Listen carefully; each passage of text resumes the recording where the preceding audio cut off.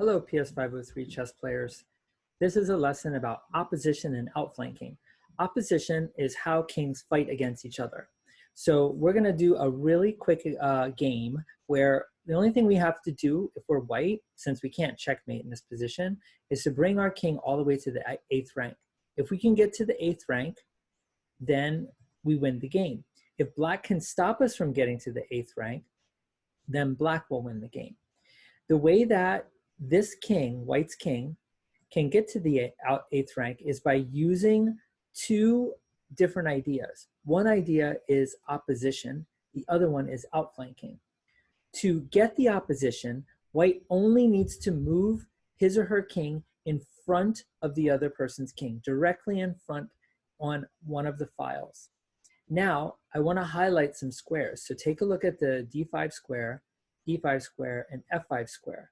If you notice, this is almost like a wall that the black king cannot pass because of the rule of the two kings. The kings can never be next to each other. So black can only move to one side or the other side. So when black moves to one side, now white uses the second idea, opposition.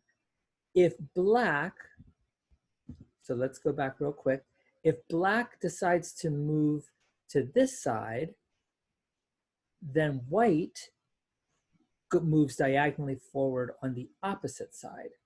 So it's kind of a fake out move to get one square closer to the 8th rank.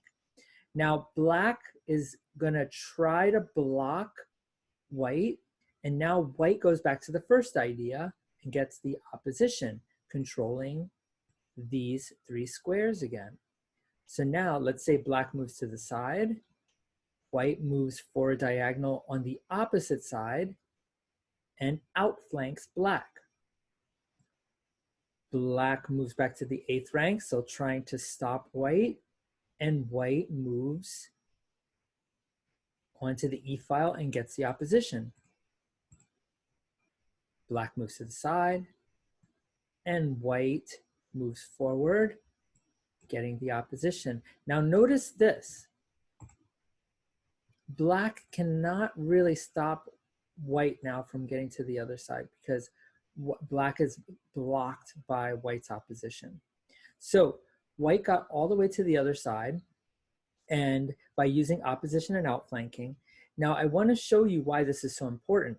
That was just a a game where you're just trying to move your king to the other side, but in this game, this is a position that could happen in an actual tournament.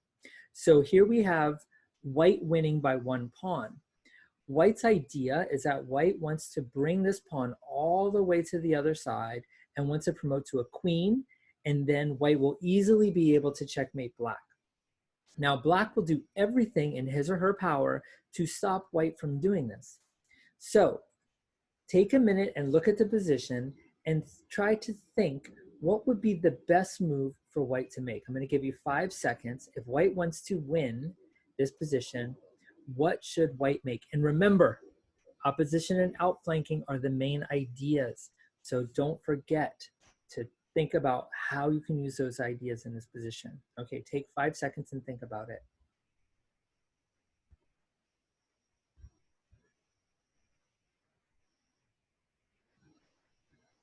Well, maybe you thought, since we're trying to get the pawn to the other side, we should move the pawn 2 squares.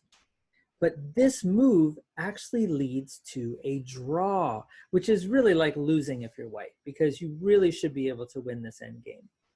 It loses because now black can get the opposition. So watch, black moves 1 square directly in front of the white king.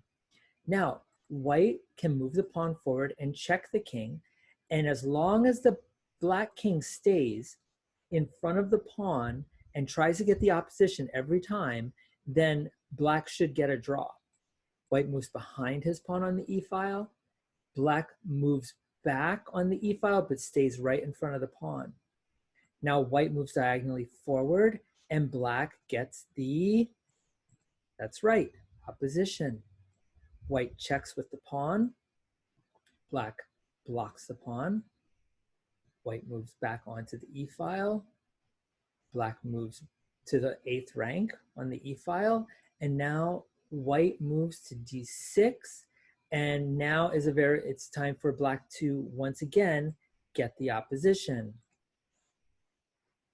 White checks, and now if black blocks the pawn and white moves to e6, this is a stalemate, meaning that there are no squares for the black king to move to, but the black king is not in check. The only other move that white could have made would be to step away from the pawn, and then black could capture the pawn, and that would also lead to a draw. So let's go back to the starting position. And perhaps you thought that the best move was for white to get the opposition. And that is the correct move. We still have to be careful though, because we don't want to just get the opposition over and over again. We want to also use outflanking to get a little bit closer. The main idea is that white wants to get control of the e8 square, which is the square where the pawn will eventually queen. So if black moves to the side, white moves to f6 using outflanking. Now, if black moves back, now we can finally move the pawn up. Now black might get the opposition again, but we have one more pawn move. And after that pawn move, white gets the opposition. Black moves to the side, and now we outflank and get control of the queening square. So really now black is quite helpless. Check, check, and we promote to a queen, and the game might end something like this. Let me move my face over here.